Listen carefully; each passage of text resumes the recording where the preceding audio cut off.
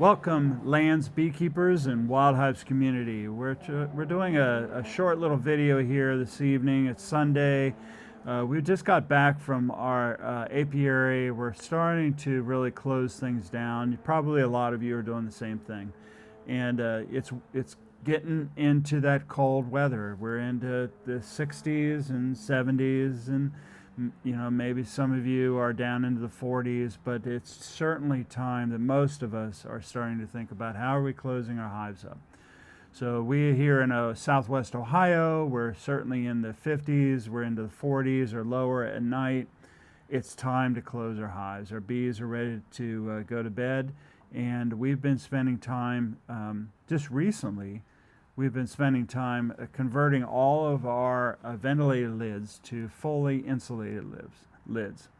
So I've been taking a few lids at a time because you have to have a lid to put on. When you take a lid off, you can't leave your hive open as you would expect. So we've been doing about 3 hives at a time, and I bring those lids back and convert them. So if you have, we just want to do a short little video. If you have a ventilated lid, we really encourage you to consider fully insulating that lid and getting it so that it's insulated year round. I think that's an important statement to make. We actually have had a fully insulated lid for the last year. With the insulation, we've just been putting the wood on top of the insulation in the lid. So we've been running the condensing hive style again for the last year, and it's worked just amazing.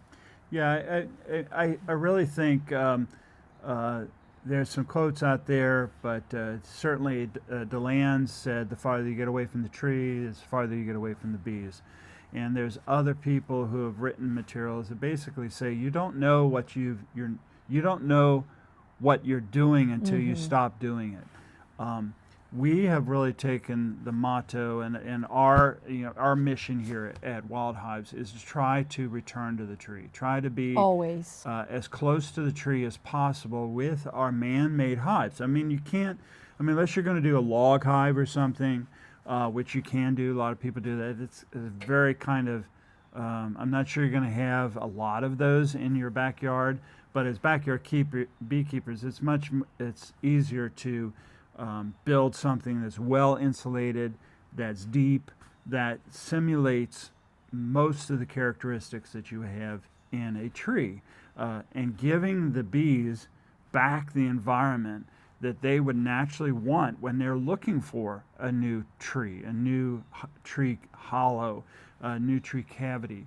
And that's one of the things that we talk about all the time with having a fully insulated hive along with the lid.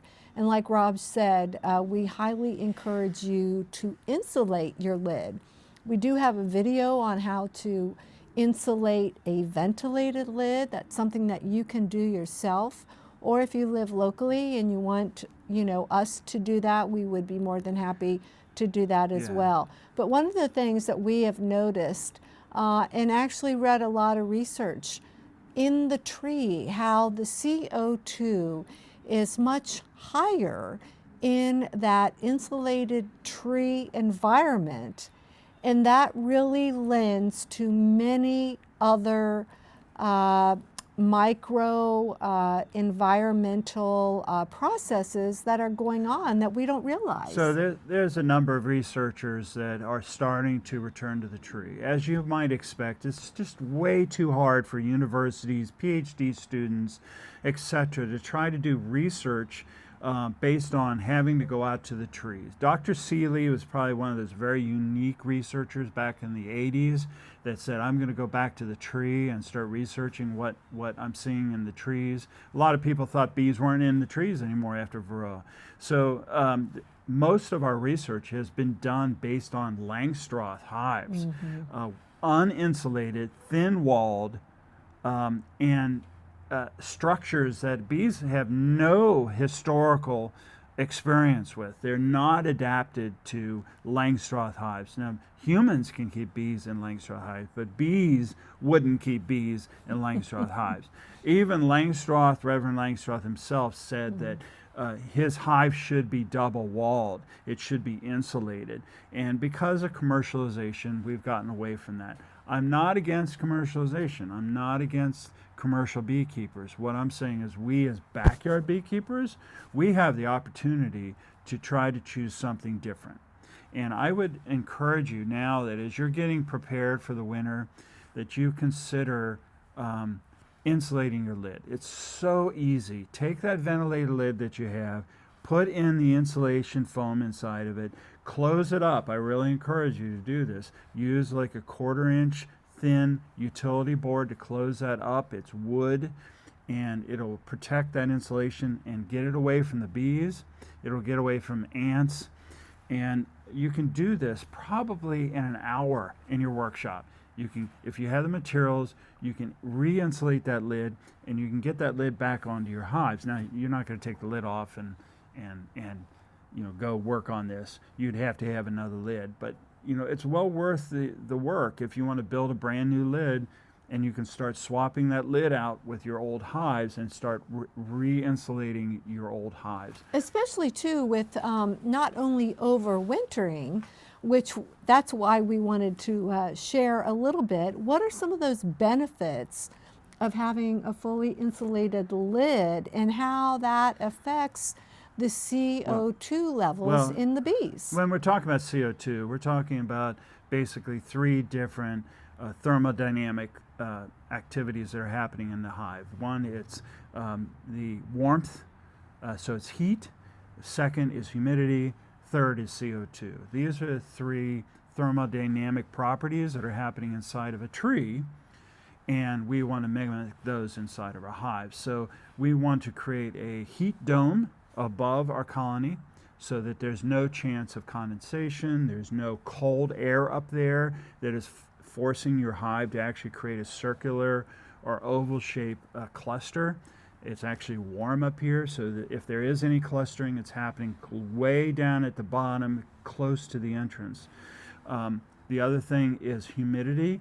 Bees love humidity. They love the humidity year-round. In the winter, it's providing moisture for them as it condenses farther down on the walls. CO2 is another benefit, and is what the bees control themselves through fanning.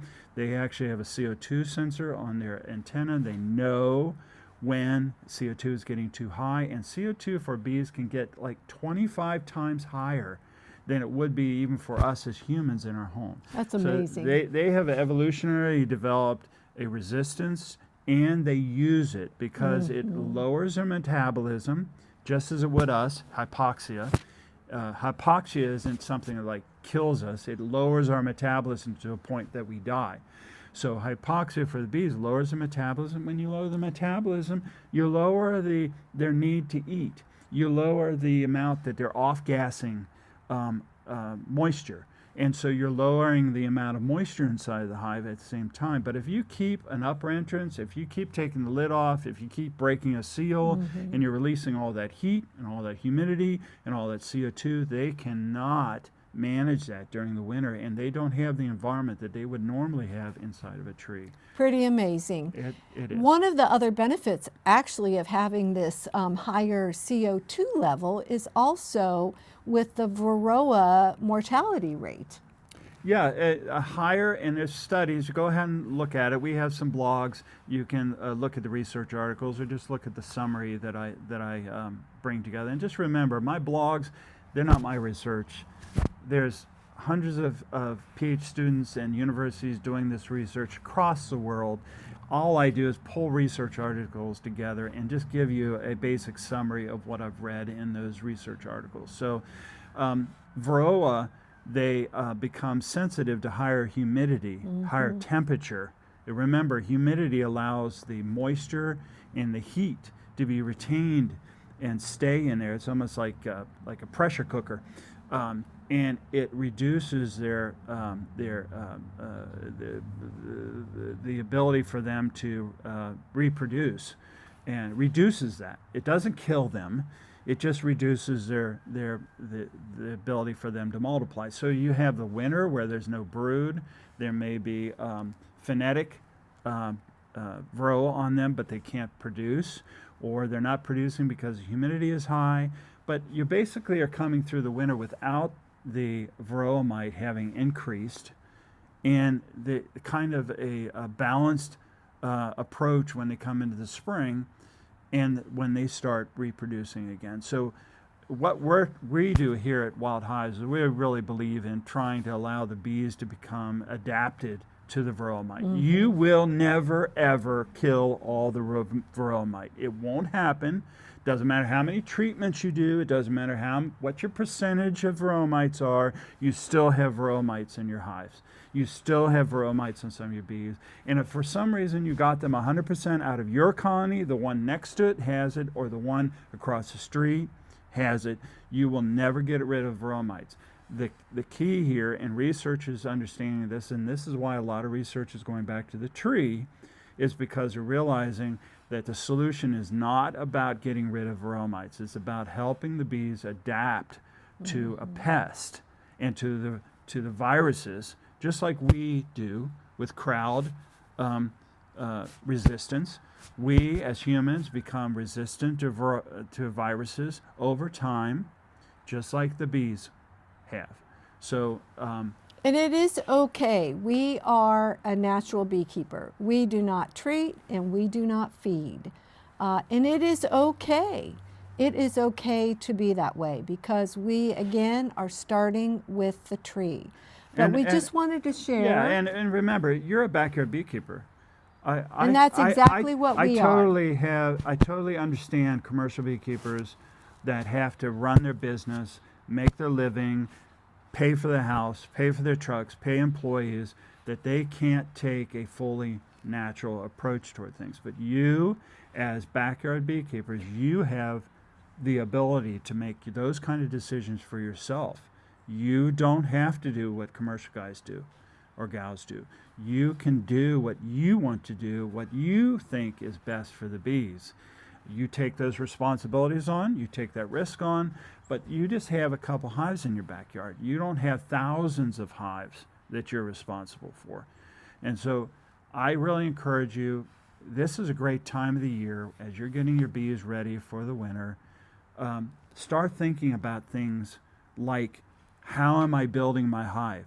Does it mimic a tree? What are the properties in the tree that are beneficial to bees that I should try to introduce into my hive? And one of the things is a fully insulated lid, which is non-ventilated, allowing a heat dome to be formed, allowing a CO2 cavity dome to be formed, allowing the bees to naturally replicate what they have in a tree with the deeper frames that you have in a Land's hive. So I hope you've enjoyed this really quick. I mean, it's not really quick, it's 13 minutes, but hope you've enjoyed this. I just want you to start thinking about these kind of things, and we'll come back with some other videos down the road. So again, thank you, Land's beekeepers and Wild Hives community, for watching, and we look forward to seeing you again.